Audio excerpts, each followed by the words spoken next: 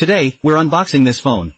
It is the newly released Huawei Mate 70 Air. Before we open the box, based on the specs and the price, well, actually, I already have a preliminary idea of its positioning. So today, let's take a look at the actual device, and see how it really performs. This is a fresh unboxing. I bought this myself from the Huawei Mall. This unit is white, and it cost me 4,200 RMB.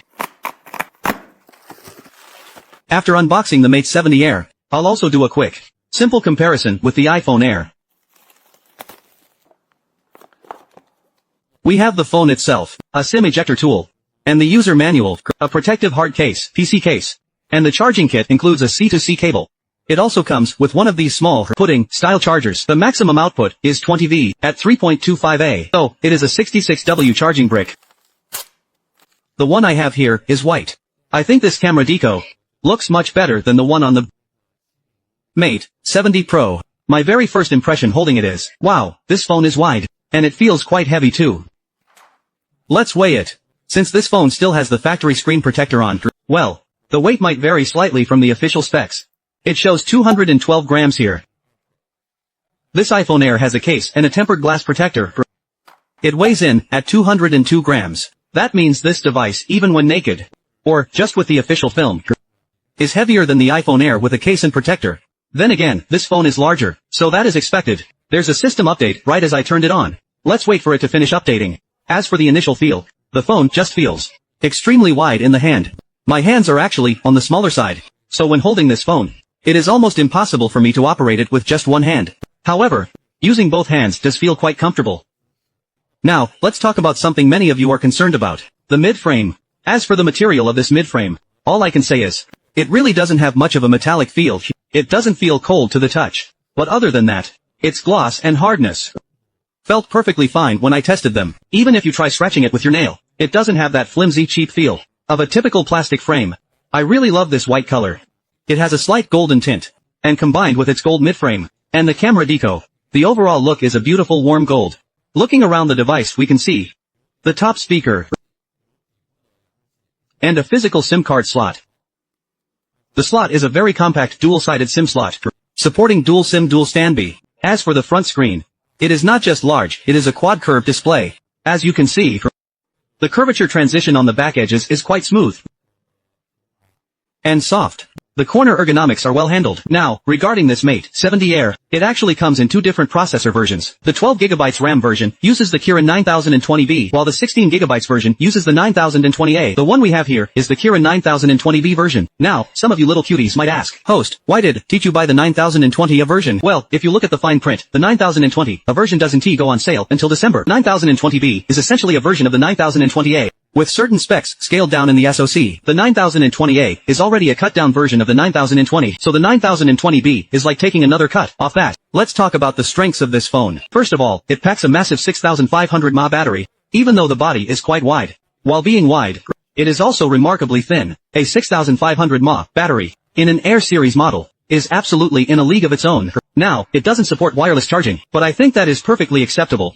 After all, with a battery this large, for a thin and light phone, sacrificing wireless charging for longer battery life is a very smart trade-off in my opinion. From this, we can also see Huawei's design philosophy for the Air series. Their approach compared to Apple's Air is fundamentally different. Apple's goal is to make a phone as thin and light as possible. And, in terms of design, they make significant compromises to achieve that thinness.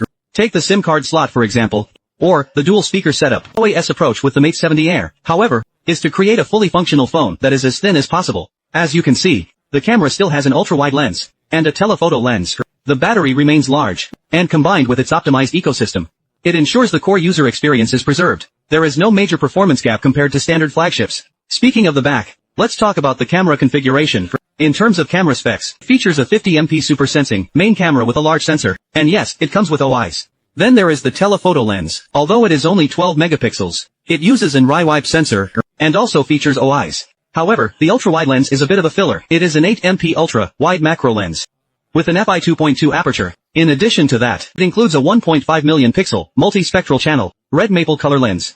This lens's impact on the phone's imaging experience is actually quite substantial. Let me briefly talk about how I position this phone. It's exactly as I expected. It is a phone perfectly suited to buy for middle-aged and elderly users.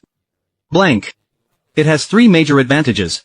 First, the large screen. Second, the massive battery. Third is the closed nature of the system. For seniors, it avoids a lot of software traps and hassles.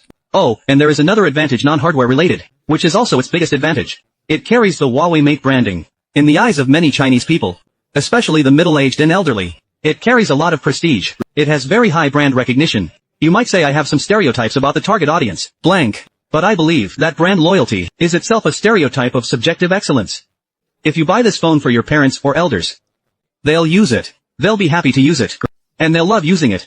Plus, they feel it gives them status when they're out. The emotional value provided here is absolutely immense. And with the imaging system, powered by the red maple color lens, its photography performance is also outstanding. You might say the ultra-wide and telephoto lenses aren't particularly impressive on paper. But in reality, most elderly people, when they go out to take photos, or travel, mostly just use the main camera. You know what I mean. If you try to teach them complex operations, they probably won't really get it. And while its performance isn't top tier, paired with Huawei's own HarmonyOS, for watching Douyin and using WeChat, for daily use, smooth performance is definitely guaranteed. Then there is the price. To be honest, starting at over 4,000 yuan, for a model in the Huawei Mate series, it is really not that expensive. Plus, it is quite thin and light. It stands out as a unique addition to the Mate lineup. And on top of that, Huawei seems to have that Rishin promotion for this model. So you can grab some extra discounts every day. You can shave another few hundred yuan off the total price. So, I think this phone actually offers great value for money. It is especially great as a gift for your elders. During the Lunar New Year, this phone is definitely the perfect choice. I feel that, if you're personally a fan of Huawei phones, or really like the brand itself, and furthermore, if you don't really run heavy load apps in your daily life, then this phone is definitely worth considering. Personally, I think the Mate 70 Air is one of the most versatile phones that Huawei has released. In terms of mass appeal lately, alright, that is it for this simple unboxing and quick review of the Mate 70 Air.